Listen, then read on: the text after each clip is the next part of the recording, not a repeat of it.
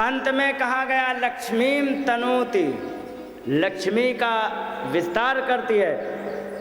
वितनोति च दिक्षु कीर्तिम, तुम्हारी दिशाओं में तुम्हारी कीर्ति फैलाई जाएगी। ठीक है, अगर जो अच्छा काम, अगर जो कोई तुम्हारे यहाँ कोई बहुत बढ़िया बिजली का काम करने वाला हो, तुम्हारे घर की यदि लाइन फॉल्ट हो जाए तो तुरंत किसकी याद आएगी? उसी की याद आएगी। हाँ, ठीक ही नहीं? तो इसे कहते हैं कीर्ति।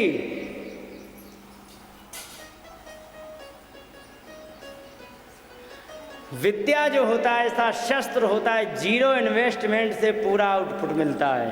ठीक है, ये चीज़ें होती हैं। और इन चीज़ों को यदि विद्यार्थी जीवन में कोई भूल गया तो समय गया।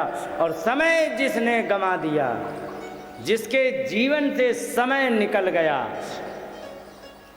उसके आगे रोने के अतिरिक्त कुछ नहीं बचता है। बस प्रायश्चित करेगा वो कि हे भगवान हमें ये कर लेना चाहिए, हे भगवान अब तो गया समय।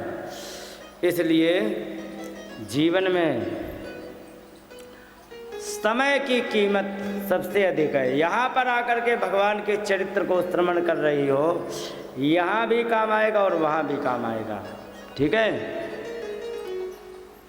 और फिलहाल रजिस्ट्रेशन तो तुम्हारा ऑलरेडी है ही, उसमें कोई संदेह की बात है ही नहीं। लेकिन फिर भी अच्छी बात है भगवान का। नारद जी ने कहा भगवान के चरित्र का वर्णन करोगे यदि तो तुम्हारे हृदय को शांति मिलेगी। शांति से बैठा रहे तो उन्हें बैठा रहने दो, नहीं शांति से बैठते डंडा लेके भगाओ। मारना नहीं किसी को।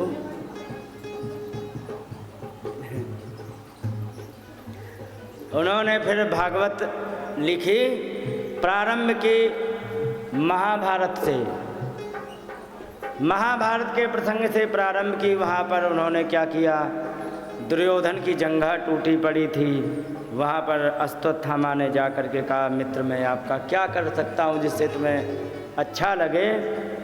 उन्होंने कहा कि हमारी 11 अक्षौहिणी सेना में केवल मैं बचा हूँ, वो भी आखिरी सांसें गिर रहा हूँ, बाकी एक भी नहीं बचे। उनकी 7 अक्षौहिणी सेना में 6-7 बचे हैं। 5वें भगवान कृष्ण, एक सात्यकी,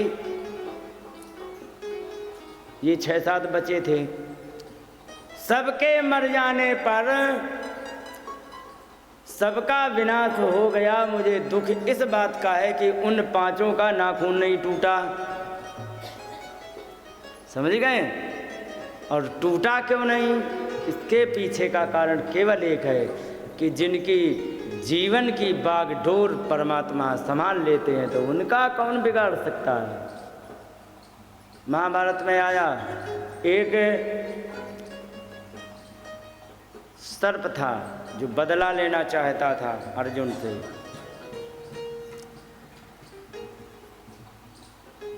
कर्ण के पास जाकर के कहने लगा कि हमें तुम अपने बाण पर बैठा के लक्ष्य बना के लक्षित कर दो, छोड़ दो, हम उसको क्षण भर में नष्ट कर देंगे। कर्ण ने कहा कि हमें विजय तो मिल जाएगी या नहीं मिलेगी वो ठीक है, लेकिन हम तुम्हारा आश्रय लेकर के विजय प्राप्त करें। जय हो तुम्हारी। मैं क्षत्रिय हूँ और क्षत्रिय के लिए धर्म सबसे आगे होता है, मरना जीना नहीं। सर्प ने कहा कि पागल मत बनो, युद्ध में सब उचित होता है। अब इतने धर्मात्मा थे तो अभिमन्यु को 7 ने अकेले घेर के क्यों मारा? धर्मात्मा जी लगाओ बाण पे, हमें भी बदला लेना है। तो कहीं तुम्हें किस चीज़ का बदला? कि इसने खांडव वन में आग लगाए, हमारा वंश का वंश नाश कर दिया इसने क्षण भर में, हमें इससे बदला लेना। बातों में आगे लगा दिया। और जब बातों में आगे लगा दिया, भगवान जान गए कि ये सर्प आ रहा है, ये निश्चित जला डालेगा। तब भगवान ने हनुमान जी से कहा भगवान करो कृपा, नहीं तो हमारा ये भक्त अब जाने वाला है। हनुमान जी ने हल्का सा बोझ बढ़ाया, धड़धड़ा के रथ जमीन के नीचे चला गया, घोड़े घुटने के बल गिर पड़े, और जैसे ही घुटने के बल गिरे तब तक बाण आया। ये प्रक्रिया हो ही रही थी तो गर्दन बच गई, लेकिन मुकुट नहीं बच पाया, और मुकुट पर लगा, भड़ाक से दूर गिरा और उसमें आग जल गई। तो जब भगवान रक्षा करने के लिए जब उतरते हैं ना, कितना भी बड़ा शत्रु हो, अब जरा सोचो, भीष्म पितामह सामने जिनको कोई नहीं जीत पाया, और उनको भी युद्ध में विरोध में खड़ा करके जीतना पड़ा, और जीत भी गए। इसके पीछे और कुछ नहीं, केवल परमात्मा की कृपा दृष्टि है। उन्होंने रक्षा की, बताया कि उनका कुछ बिगड़ा नहीं है, कुछ करो तो हो सके तो बताओ। तो उन्होंने कहा कि हम कहो तो आज ही मार के ले आए, क्योंकि अरे हमारी 11 अक्षौहिणी की सेना लग गई, तुम अकेले आज ही कैसे मार के आ जाओगे? अरे क्योंकि तुम लोग धर्म के चक्कर में पड़े हो, हम देख लें शत्रु बड़ा खतरनाक है तो फिर हम दूसरे जुगाड़ से काम करते, क्योंकि करो अभी तो टूटे पड़े हैं युद्ध भूमि में, और यहाँ पर शिविर में पहरेदार लगे थे उनकी रक्षा के लिए। भगवान ने कहा कि चलो चलो चलो, आज विजय दिवस है अपना, सबको जीत लिया, विजय दिवस है, चलो आज सेलिब्रेट करते। क्या यही कहते ना? हाँ, चलो उसका आज उत्सव करते हैं, चलो नदी के किनारे घूमने। 5 लोग की चले गए, और इतने में बच्चे आए 5, और वे आके उसी शयन कक्ष में उसी बिस्तर पे सो गए, और उसने पीछे से हमला करके सारे रक्षा कर्मियों को मार डाला। मारने के पश्चात जल्दी जल्दी आके अंधेरे में हड़बड़ी में 5 बच्चों के सिर काटे और लेके भाग गया। माता कुंती ने देखा, वे रोने लग गई। अर्जुन ने दौड़ करके आके देखा, क्या हो गया, क्या हो गया?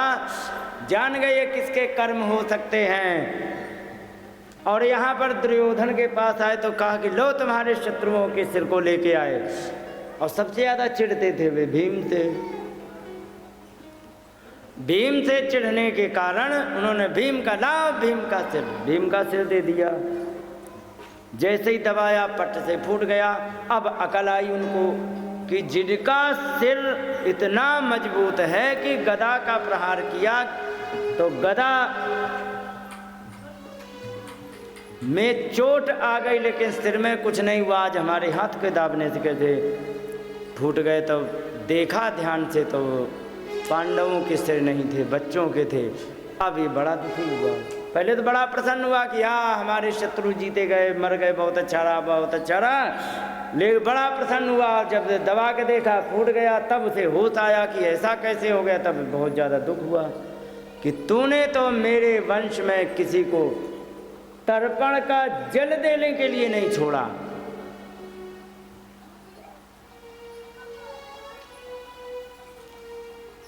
और उसको शाप था कि जिस दिन तुम किसकी, हमारी बड़ाक देख लो नीली वाली, तो नीली वाली उस तरफ की,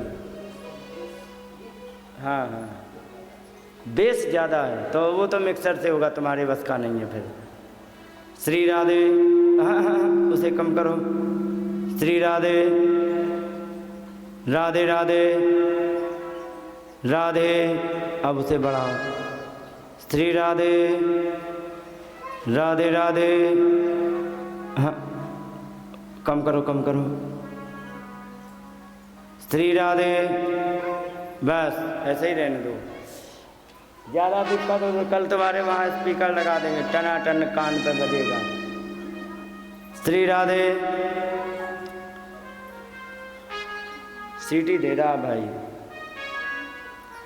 तो उन्होंने, भैया जी गड़बड़ हो गया, अब तो गुर्रा रहा ना। श्री राधे श्री राधे, हाँ अब आया। राधे श्याम, श्री राधे, हाँ। तो जब इस प्रकार से उन्होंने देखा कि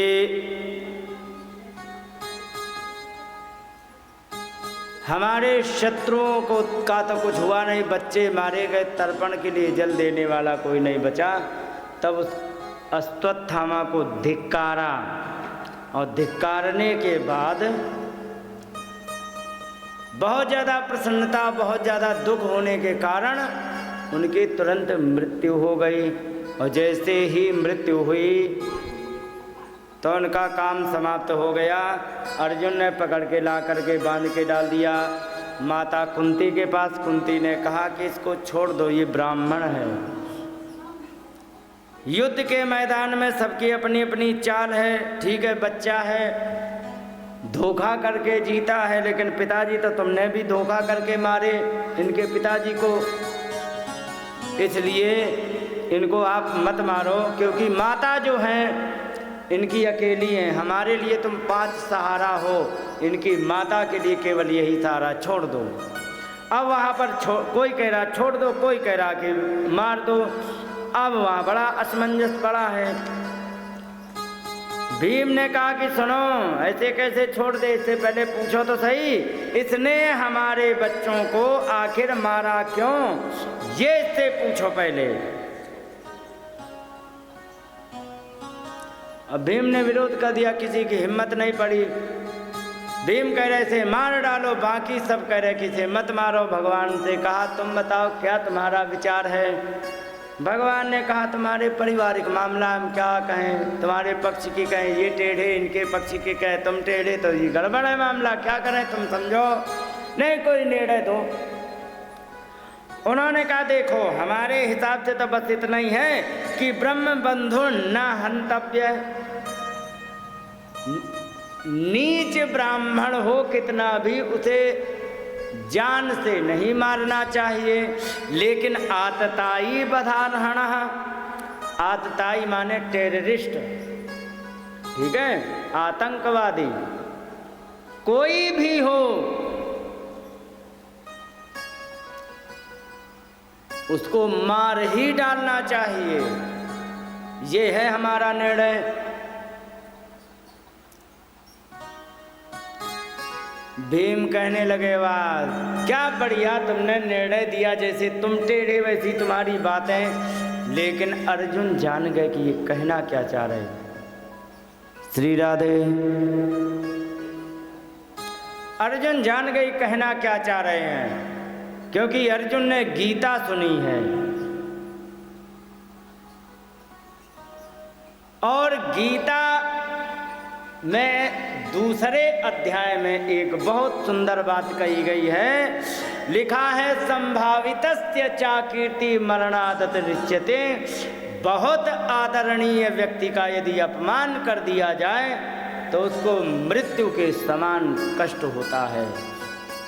अर्जुन जान गए, लिखा है अर्जुन सहसावज्ञा हरे हार्दम यथासिना, भगवान के मन में क्या चल रहा है अर्जुन अचानक जान गए, कहना क्या चाह रहे वे सब जान गए। और जैसे ही जान गए सो तुरंत उनकी मणि को निकाल लिया, माथे पे मणि थी वो निकाल ली और बालों को काट दिया। बालों को काटने के बाद धक्के दे के बाहर कर दिया। यार गुर्राना अभी बंद नहीं हुआ, आ रहा ना।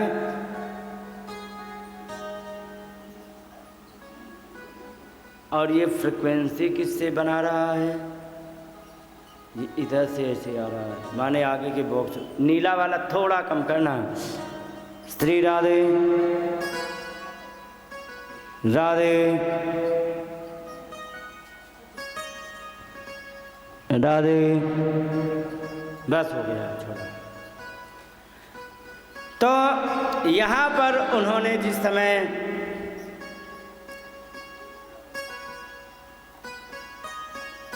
अब सोचा कि हमारा कुछ नहीं, अच्छा मूर्ख आदमी में एक गड़बड़ी होती है जो कि वो समझता नहीं। अगर जो कोई व्यक्ति समझदार व्यक्ति क्या होगा कि एक बार गलती करने पे यदि उसे क्षमा कर दिया जाए ना, तो क्षमा कर देने से वो आभार समझता है कि हमने काम तो अपराध तो मृत्युदंड वाला किया था, लेकिन कितना महान व्यक्ति है जिसने हमें क्षमा कर दिया, प्राण दंड नहीं दिया। लेकिन यहाँ पर ये चूँकि दुर्योधन के अनुयायी हैं वे तो वैसे ही होंगे, तो उसने फिर अपराध कर दिया, उत्तरा के गर्भ को लक्ष्य बना के फिर बाण छोड़ दिया।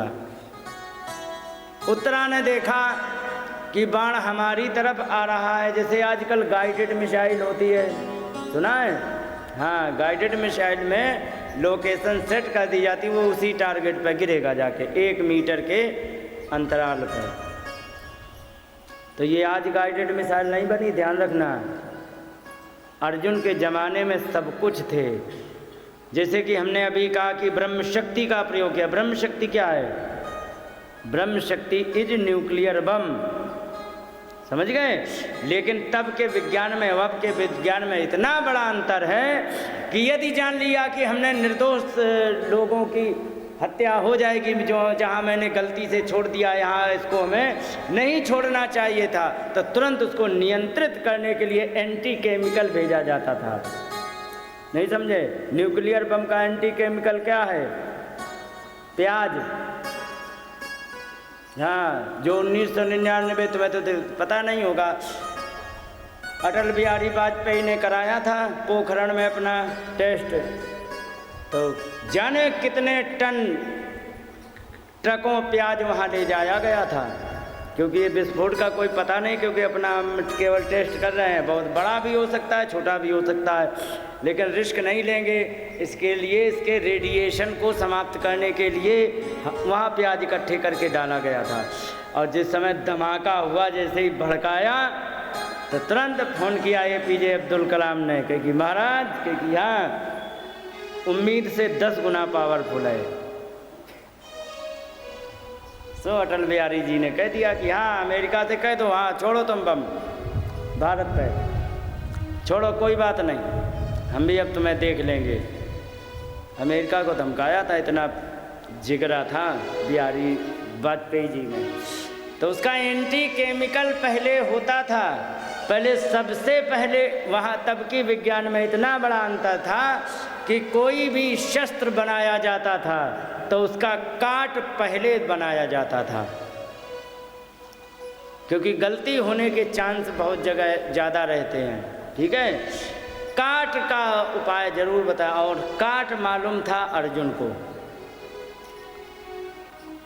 उन्होंने देखा कि वो आ रहा है बाण उत्तराने, तो तुरंत भगवान की शरण में गए। भगवान की शरण में जा कर के कहने लगे कि पाहि पाहि महायोगिन देव देव जगतपते नान्यम तदभयम पश्ये यत्र मृत्यु परस्परम। कहने लगे कि हमें जहाँ पर दृष्टि डालते हैं सब हमारी जान के पीछे पड़े हैं, केवल आप ही ऐसे हैं जो निर्भय प्रदान करते हैं, बाकी सब के सब मृत्यु मांगते हैं।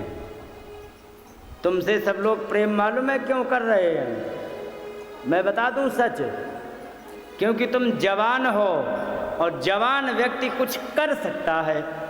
ठीक है, एक बात बताओ, उदाहरण, कोई 95 प्लस बुढ़ा है, ठीक है, और 1 महीने से बीमार है, तो ये बताओ सब लोग वहाँ पर जितने भी जाएंगे, मिलने वाले अड़ोसी पड़ोसी रिश्तेदार जो भी हैं, भगवान से प्रार्थना क्या करेंगे कि हे भगवान अब इन्हें ठीक कर दिया जाए, या कहेंगे हे भगवान अब इन्हें तुम,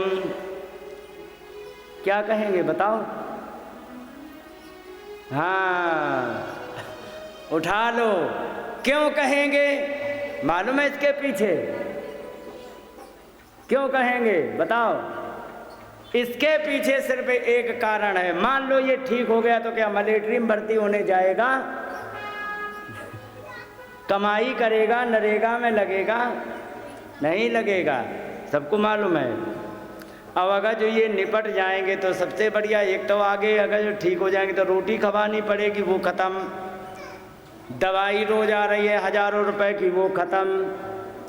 थोड़ी देर एक आध दिन नकली आंसू बहा करके रो लेंगे, और इसके बाद झाड़ू पोछा लिपाई पुताई करके 13वीं करके कम से कम नहीं तो अपने हम काम पे तो लगेंगे। सच है कि नहीं? कोई भी तुमसे प्रेम नहीं करता है, केवल तुम्हारे काम से प्रेम किया जाता है। हम कह रहे चाहे जवान हो चाहे बुढ़ा, अगर जो व्यक्ति काम करना बंद कर दे, कोई फूटी आंखों नहीं देखना पसंद करेगा। समझ गए? कोई तुमसे प्रेम नहीं करता, केवल तुम्हारे स्वार्थ से प्रेम करते हैं। तुमसे स्वार्थ सिद्ध होगा तो तुमसे प्रेम है, नहीं होगा तो राधे राधे।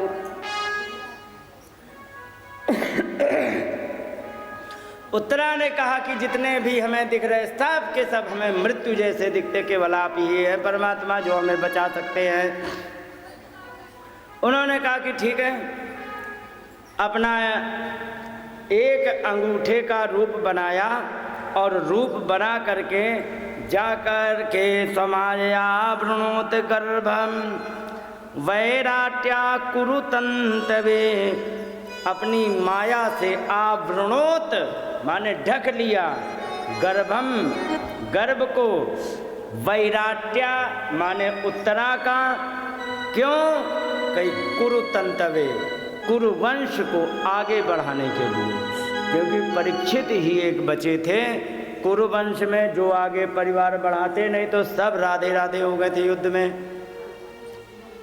इस प्रकार से यहाँ पर भगवान ने रक्षा की। रक्षा करने के पश्चात उत्तरा के अब कहने लगे कि महाभारत का युद्ध हो गया है, भीड़ और युधिष्ठिर को राज्य मिल चुका है, तुम लोग सब सुखी हो चुके हो, किसी भी प्रकार की चिंता नहीं है, कोई भी तुम्हारा शत्रु नहीं है। भगवान ने उठाया सूटकेस, कहीं हम चल रहे। तब यहाँ पर कुंती माता ने हाथ जोड़ करके एक प्रार्थना की, कहने लगे भगवान ये आपका क्या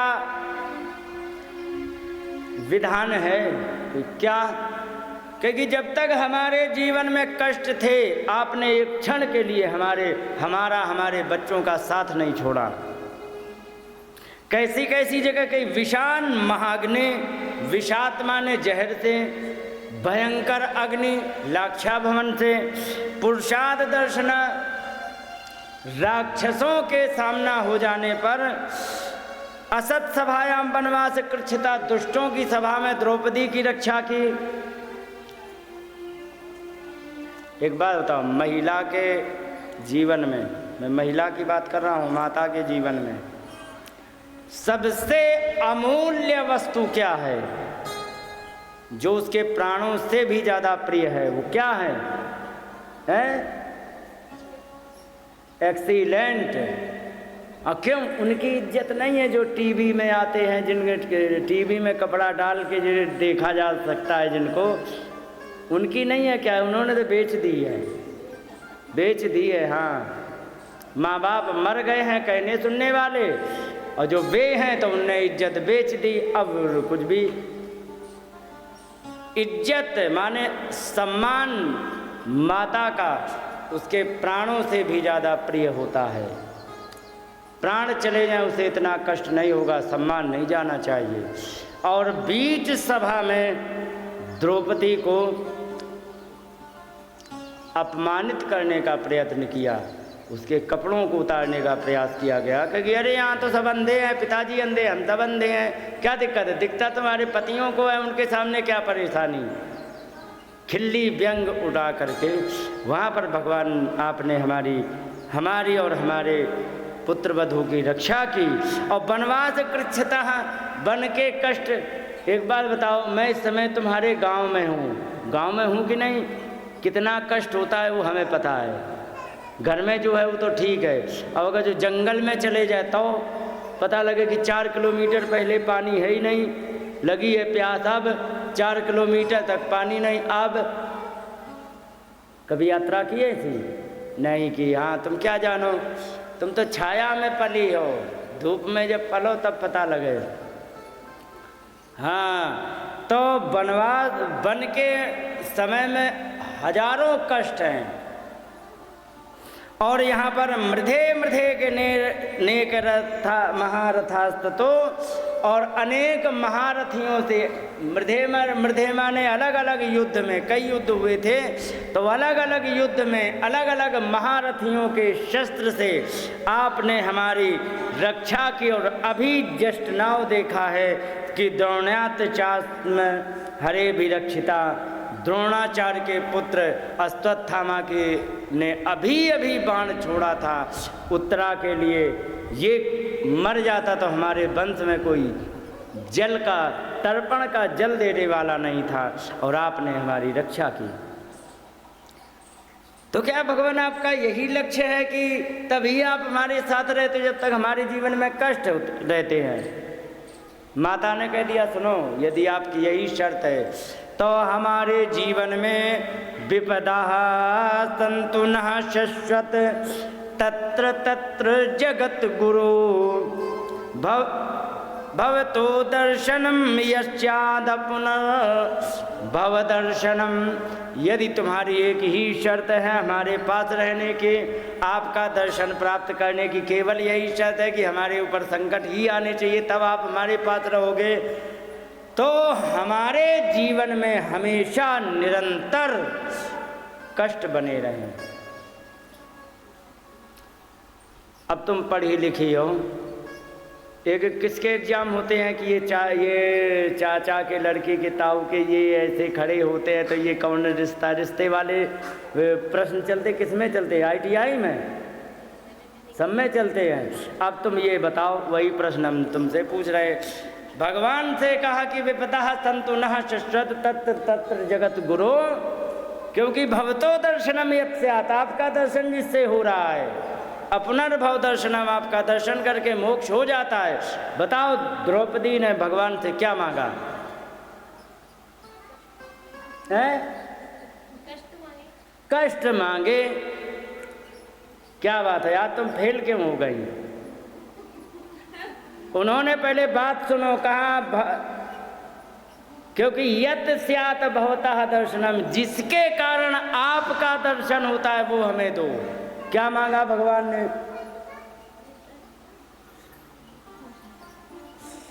ये जन्म से पागल है कि अभी 2-4 दिन में भई है।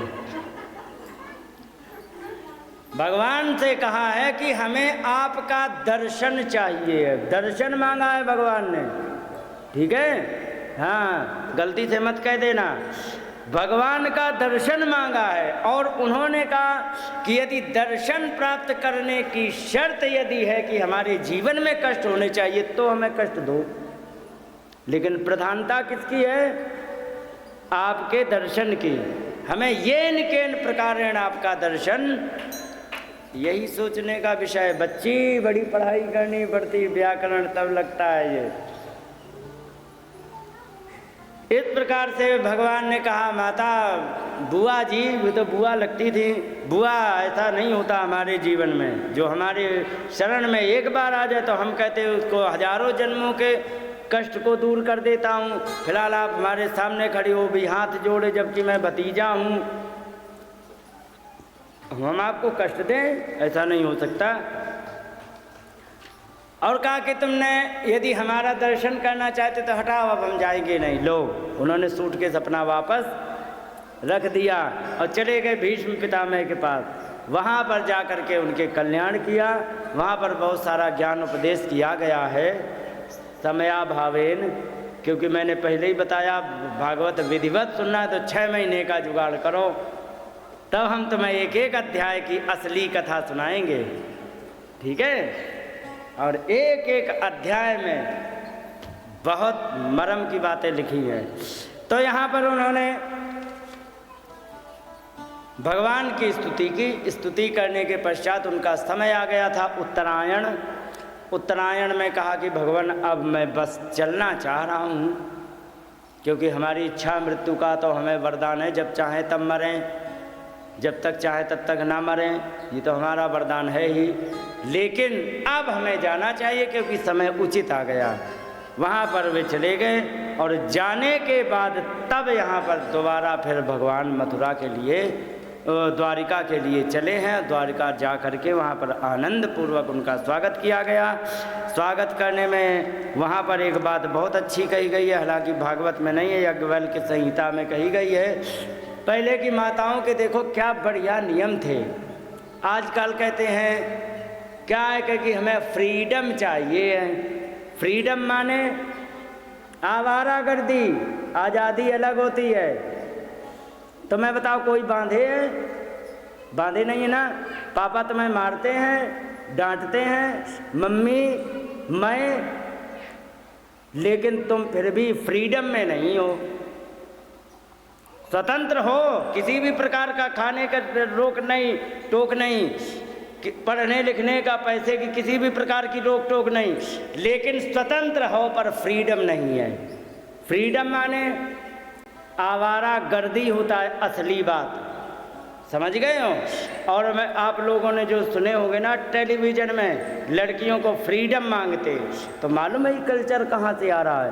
ये आवारा गर्दी मांग रही हैं। क्यों मांग रही हैं? क्योंकि चाहे तुम इंग्लैंड चली जाओ, अमेरिका चले जाओ, जर्मनी चले जाओ, चाहे तुम डेनमार्क चले जाओ, जितने ठंडे इलाके कहीं भी चले जाओ, यहाँ पर 30% विवाह होते हैं। बाकी सबका सिस्टम 70% कुत्तों वाला सिस्टम है।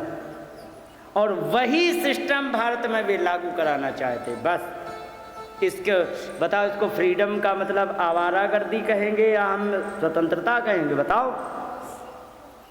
संस्कारों से बंधे हुए व्यक्ति को स्वतंत्र कहते हैं, किसी भी प्रकार का। लेकिन एक बात बताओ, मैंने ऐसे ऐसे व्यक्ति देखे, वृंदावन की बात बताते, आए हैं दूर दूर से, वहाँ पर चिलम पी पी करके और बुरे लोगों की संगत कर करके जीवन बर्बाद कर लिया। और मैं तो फिलहाल वृंदावन में रहता हूँ 15-16 साल से, हूँ तो दूसरी जगह का। वहाँ आया था, हमें तो कोई ये भी कहने वाला नहीं था कि तुम क्या कर रहे हो, लेकिन हमारा लक्ष्य अलग था, तो आज हम यहाँ बैठे हैं, नहीं तो हम भी कहीं जेल में पड़े होते। ठीक है, तो हम फ्रीडम मैंने नहीं मांगे, स्वतंत्रता पूरी, पर फ्रीडम नहीं थी, आवारागर्दी नहीं की, क्योंकि हम संस्कारों से बंधे हुए हैं। ठीक है, और संस्कारों से बंधा हुआ व्यक्ति जो होता है उसको फ्रीडम नहीं होती है, आज़ादी होती है। ठीक है, हाँ, आवारागर्दी नहीं हो। आवारागर्दी का मतलब ये होता है संस्कार को, लाज को, शर्म को, कुल मर्यादा को, धर्म को, सबको बांधो और गंगा जी में तिलांजलि दे दो तुम, इसके बाद तुम घूमो। इसको कहते हैं, जिसको तुम आज़ादी नाम देते ना, उसको हम आवारागर्दी नाम देते हैं। ठीक है, तो यहाँ पर पहले आशीर्वाद दे के जाया करो, तुम बेईमानी करती हो, हाँ आशीर्वाद देती नहीं हो। पहले की माताओं का एक नियम था, आज भी जो इस नियम का पालन करता है वो माता हमेशा आदरणीय होती है, गरीबी अमीरी से आदरणीय नहीं होते हैं। लिखा है कि क्रीड़ा शरीर संस्कार समाजोत्सव दर्शनम हास्यम परिगृहे आनम त्यजेत योषित अभर्त्रिका। क्रीड़ा, पति यदि परदेश चला गया हो उसे खेल कूद नहीं करना चाहिए। ठीक है, और शरीर संस्कार, ब्यूटी पार्लर,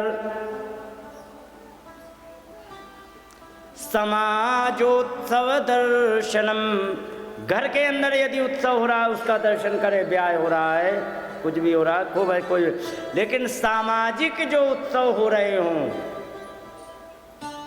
उसमें ना जाए। पूजा पाठ के लिए मना नहीं किया है, हाँ सामाजिक और भी उत्सव होती है, जैसे नौटंकी आजकल तो नहीं होती, पहले होती थी। ठीक है, अब आपको क्या बताए, भागवत के मंच पर बैठे हैं, रामलीला जब कुंवार के महीनों में होती है ना, तो 3 किलोमीटर पहले से लेके आगे तक हर जगह रामलीला होती है, सबकी अपनी अपनी लीलाएं होती हैं। तो समझ गए, तो इसको कहते हैं समाज उत्सव दर्शनम, सामाजिक उत्सव का दर्शन निषिद्ध था। और हास्यम, ज़्यादा हंसी मजाक ना करे, कौन, योषित माने स्त्री, और परिगृह आनम, दूसरे के घरों में ना झांके।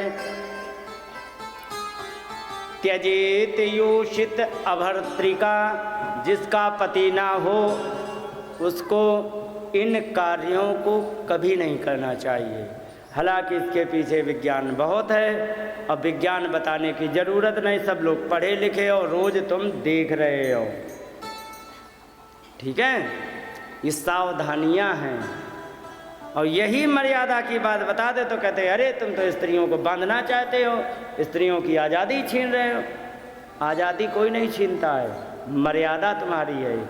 ठीक है, अब आदरणीय तुम पूजनीय तब बनोगे जब मर्यादा से होगे। अच्छा एक बात बताओ, सकल की पूजा होती है चरित्र की? चरित्र की होती है पूजा, समझ गए? तो उसी को संभालना है जिससे पूजा होती है।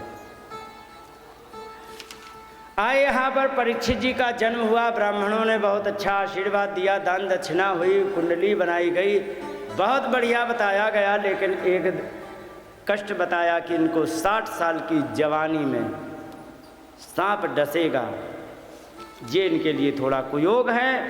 और इसके बाद यहाँ पर उनकी भविष्यवाणी करके ब्राह्मण अपने घर चले गए। युद्ध विराम हो ही चुका था। तो यहाँ पर 2 लोगों ने महाभारत के युद्ध में भाग नहीं लिया था, एक बलराम ने और दूसरे विदुर जी ने। बलराम ने इसलिए भाग नहीं लिया था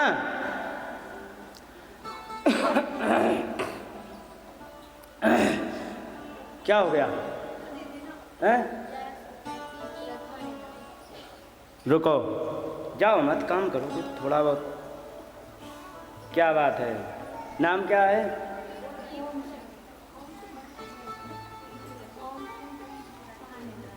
क्या बात है? लो लो, यहाँ पे आगे नाम लिख दो।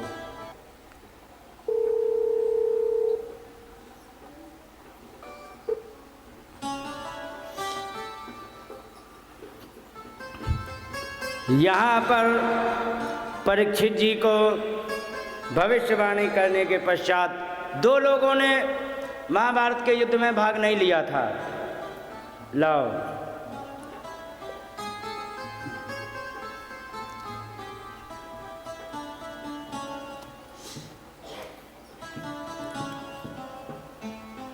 ₹1100 ओम सिंह थानेदार कीरतपुरा इनकी तरफ से प्रदान हुए हैं भागवत के सहयोग के लिए। भाई धन्यवाद इनके लिए, ताली बजाओ। कोई है इनके घर का? ये हैं, आपके यहाँ गया था शायद मैं, हैं? हाँ भाई, इनका आदर है, आभार है कि चलो आपने श्री गणेश किया, बड़ी कृपा। अब कुछ लगता है कि कुछ हो सकता है। ठीक है बच्ची, कल वाले और लिख दो ₹111, ठीक है? हाँ, तुम्हें याद होगा नाम।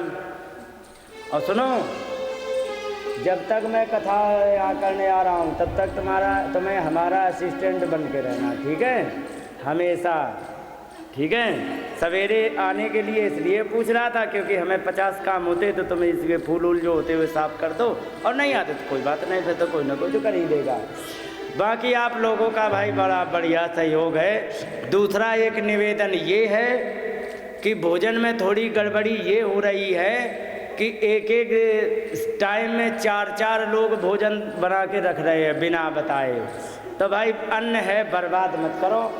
और ये ₹111 रामेश्वर जाट है ना, रामेश्वर जाट की तरफ से। कोई है इनका परिवार का? कोई नहीं है, हैं? हाथ उठा दिया करो, कौन हो? हाथ उठाओ, कौन है? बैठे हैं पीछे, आप हो। भाई इनका भी बहुत बहुत आभार है। इनकी तरफ से ₹111 प्रदान हुए हैं और ₹1100 ओम सिंह थानेदार कीरतपुरा के इनसे मिले हैं। भगवान इनका भला करें। अब ऐसा करना है, इसमें एक पेज है, इसको मैं बता दे रहा हूँ, ये भी काम कर देना। ये देखो सुबह शाम में लिखा है यहाँ पर। इसमें जो भी कराना चाहे तो इसमें तारीख लिखी है, सुबह और शाम के हिसाब से एक नाम लिख देना ताकि वही भोजन तैयार करे, बाकी सबके कुत्ता बिल्ली ना खाएं, ठीक है? इस चीज़ का, ताकि हाँ अन्न है, अन्न की कीमत वो समझेगा जिसको अन्न की कमी का आभास होगा। तुम्हें कभी भूखी रही हो? कभी नहीं रही, तुम्हें कुछ नहीं पता। कौन को किसने किसने भूख का आभास किया है? किसी ने नहीं किया है, सब खाए पिए लोग हैं। देखने में भी। हमें भूख का अनुभव है। बच्ची तुम्हें बताएं, जब भूख लगती है ना तो खड़े होने में हाथ पैर पत्ते की तरह कांपते हैं। वे दिन मैंने देखे हैं, तब मुझे पता है अन्न की क्या कीमत होती है। समझ गए? तो इसलिए अन्न किसी के यहाँ का बर्बाद नहीं हो, ये मैं चाहता हूँ। अब एक माता भोजन दे गई थी तो एक भाई साहब के पास फ़ोन आ गया तो कि चलो भोजन करने। ले भैया, पेट एक है, एक्स्ट्रा तो कोई जुगाड़ है नहीं, तो ये समस्या है। और सुनो, भोजन यहाँ नहीं लाना, वहीं करने जाएंगे। इसके पीछे का कारण सुन लो। हाँ, ढाणी में भी चले जाएंगे, टहलाएंगे, कोई दिक्कत नहीं। इसके पीछे का कारण सुनो। हम कितना खाते कितना नहीं खाते किसी को पता नहीं, लेकिन आप लोगों के मन में ये रहता है कि भूखे ना रह जाएं। तो पता लगे खानी है 2 रोटी धर लाए 5, 3 रोटी बर्बाद भाई। अन्न बर्बाद नहीं होना चाहिए, इसलिए घर में खाएंगे। जितना खाना वहाँ खा लिया, उसके बाद निकल लिए।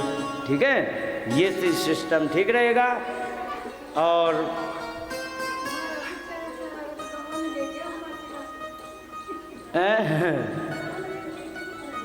वो तो आपकी इच्छा है।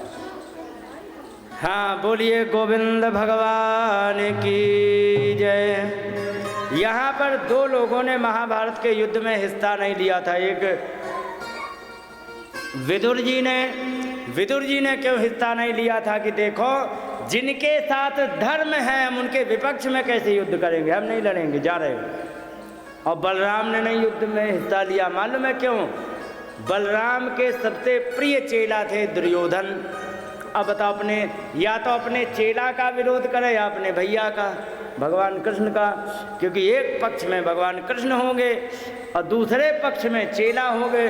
चेला के साथ होंगे तो सामने कृष्ण दिखेंगे, और कृष्ण के साथ होंगे तो परम प्रिय चेला मारा जाएगा। कैसे काम चले? तो इसलिए वे दोनों चले गए थे। बलराम चले गए थे जनकपुरी, नेपाल।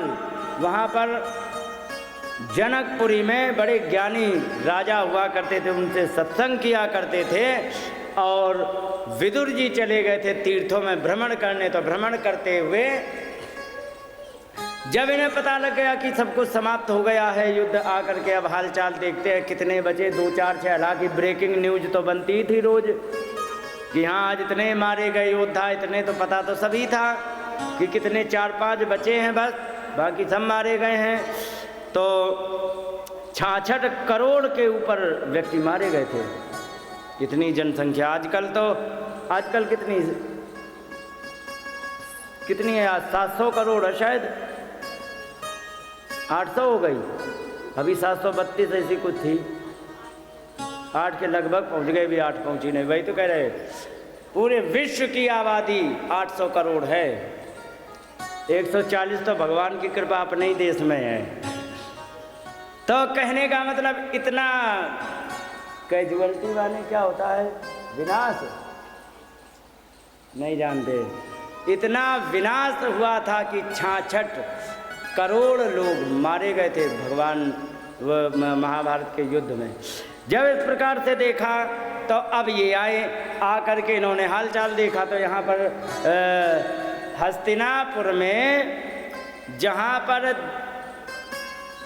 युधिष्ठिर राजा बने राज कर रहे थे, उन्हीं के राज में रह करके धृतराष्ट्र अपने जीवन को काट रहे थे। खूब बढ़िया सेवा की जा रही थी। ठीक है, कोई बात नहीं। आ गए, उन्होंने कहा कि हे भगवान राम राम राम राम राम राम। जाके वहाँ कहा धृतराष्ट्र के पास कि विदुर कि हाँ क्या हो गया? अरे कि अहो महिषाम जंतो जीविताशा यया भगवान। देखो आश्चर्य की बात, मनुष्य के जीव को जीने की कितनी बड़ी आशा होती है। क्यों? क्योंकि यया भगवान जैसे तुम्हें, क्योंकि क्यों ऐसा क्या हो गया कि भीमा पवर्जितम पिंडम आदत्ते गृहपालवत। भीम के द्वारा छोड़े हुए रोटी के टुकड़े तुम कुत्ते की तरह खा रहे हो। इसमें यही लिखा है, अपनी तरफ से नहीं है। लिखा है भीमापवर्जितम, भीम के द्वारा छोड़े हुए, पिंडम माने टुकड़े, आदत्ते माने खा रहे हो कैसे गए, गृहपालवत कुत्ते की तरह। क्योंकि अरे ऐसी क्या बात है, हमें तो बड़े आदर से देते हैं। क्योंकि एक बात बताओ, बड़े का आदर करना और हृदय से आदर करने में अंतर है कि नहीं है। कितना भी क्रूर SHO हो, SHO माने थाना प्रभारी, हाँ, कितना भी क्रूर हो, सब इंस्पेक्टर, इंस्पेक्टर, कांस्टेबल, उसको सल्यूट मारेंगे कि नहीं।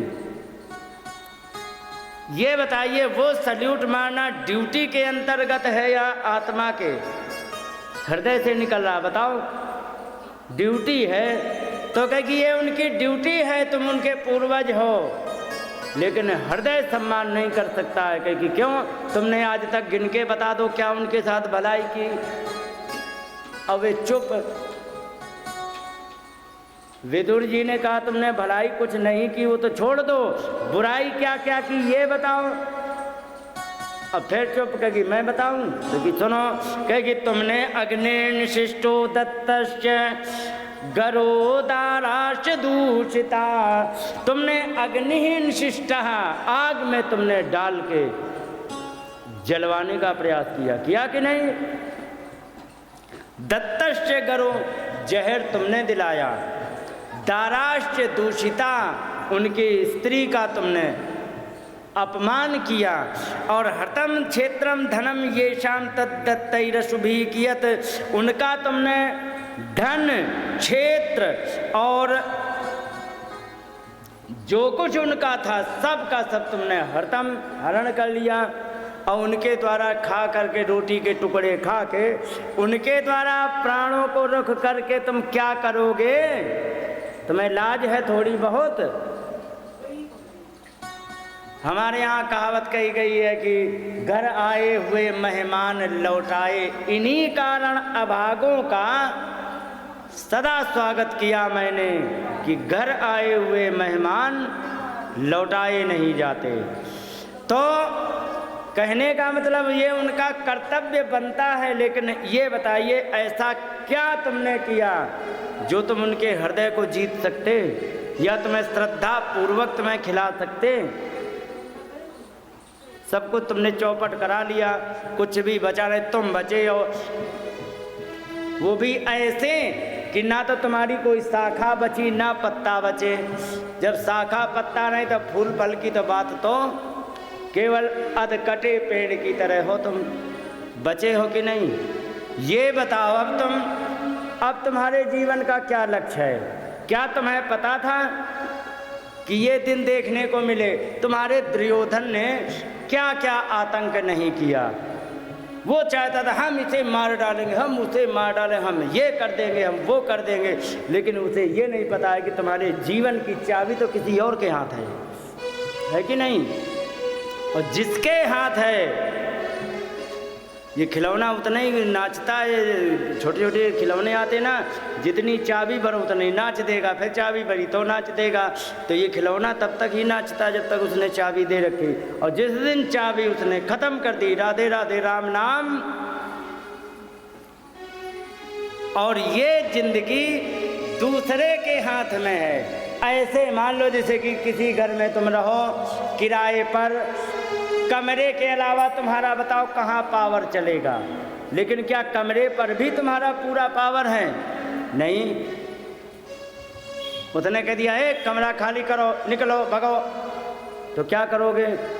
तुरंत भाग करके मोहल्ले में ढूंढोगे कि कोई कमरा मिले, हम सामान रखें, करोगे कि नहीं? इसी प्रकार से जीवन है। ज़्यादा इतरा के चलोगे तो उसको चाबी खींचने में देर नहीं लगती है। इसलिए ध्यान रखो कि जिंदगी